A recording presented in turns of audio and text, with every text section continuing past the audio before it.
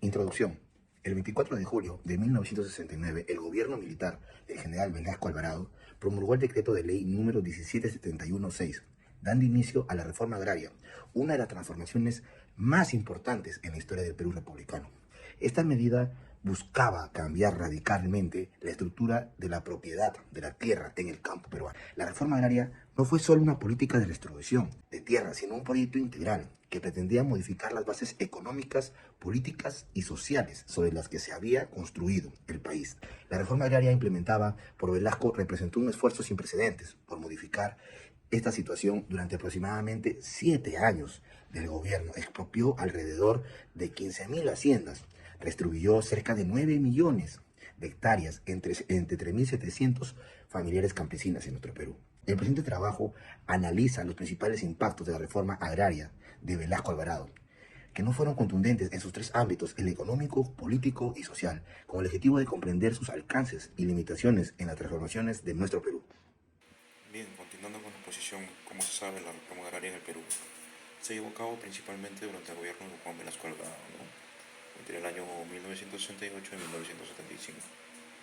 Este ha sido un tema ampliamente debatido en términos de impactos políticos, económicos y sociales, puesto que según la información brindada por el Ministerio de Desarrollo Agrario, desarrollado durante el gobierno militar de Juan Velasco Alvarado, marcó el último episodio de un proceso que se había gestado ya a lo largo del siglo XX. Desde el principio de ese siglo se debatía la necesidad de una transformación profunda en la estructura económica y social del campo. En este sentido se puede argumentar que contribuyó a una mayor equidad en la distribución del poder.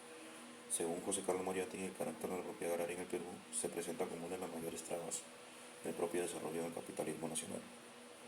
Es muy elevado el porcentaje de las tierras explotadas por arrendatarios grandes o medios que pertenecen a terratenientes que jamás han manejado a sus fondos.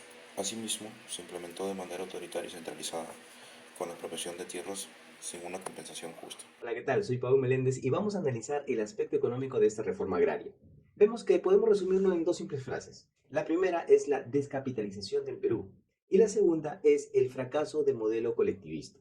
Vemos que económicamente se hizo un cambio radical en cuanto a la administración de las tierras. Se aplicó, por ejemplo, la administración, sobre todo en la parte de la costa, por cooperativas agrarias de producción, las famosas CAPs, y en las regiones andinas se aplicó a las sociedades agrícolas de interés social, las SAIs. Ahora vemos que estas dos entidades usualmente fueron administradas por el Estado y en algunos casos un tanto particulares fueron administradas por campesinos que no tenían una capacitación verdadera respecto a cómo manejar correctamente estas tierras. En resumen, esta administración no tan técnica generó un gran desastre que vamos a analizarlo un poquito más detallado. Por ejemplo, según la investigación que hizo Eguren en el año 2006, indicó que esta administración de las tierras, sin tener una buena inversión, sin tener una capacitación y sin tener los medios tecnológicos necesarios, pues resultó en un desastre y llevó a una caída drástica en el modelo que manejaba el Perú, que pasó de ser un gran productor a un mero productor de elementos básicos. Y esto,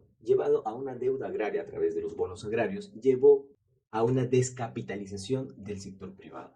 Muy bien, ahora analicemos el aspecto social de esta reforma agraria. Y tal como lo hicimos en el capítulo anterior, vemos que podemos resumirlo en una sola frase, que el Perú pasó de la servidumbre a la pobreza rural fragmentada. Muy bien, tenemos que socialmente sí rompimos esta especie de pseudo-feudalismo que se manejaba en el Perú en esos años. Pero lamentablemente con esta reforma no se logró este cambio, este bienestar prometido para el campesino.